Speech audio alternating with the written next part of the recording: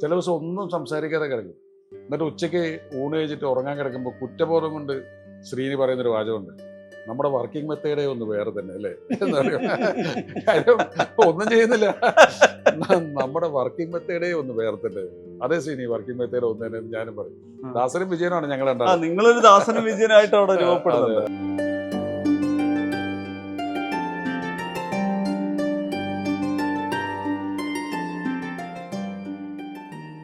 അത് എഴുതിയപ്പോഴേ ഞാൻ എൻ്റെ അമ്മയെ ഓർത്തു പോയി, എൻ്റെ വീട് ജപ്തി ചെയ്ത സീൻ ഓർമ്മിച്ചു പോയി.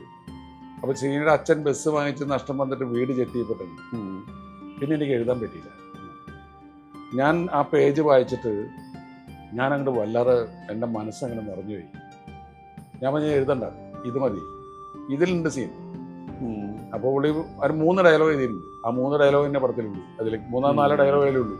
അതായത്, നമുക്ക് കടക്കാരും ഇല്ലാത്ത എവിടെയെങ്കിലും പോകാൻ പോനെ അമ്മ പറഞ്ഞത്, അത് എൻ്റെ അമ്മ എന്നോട് പറഞ്ഞതാണ്. അതാണ് സുകുമാരി ചേച്ചി മോഹൻലാലിനോട് പറയുന്നത്. ആ സീൻ, ആ വാചകം എഴുതി കഴിഞ്ഞപ്പോൾ പിന്നെ എനിക്ക് എഴുതാൻ പറ്റിയില്ല. ആ സീൻ ഞാൻ പിറ്റേ ദിവസം ഫുൾ ഡേ ഷൂട്ട് ചെയ്തു. ശ്രീനി എഴുതിയ ഈ വാചകങ്ങൾ മാത്രമേ ഉള്ളൂ.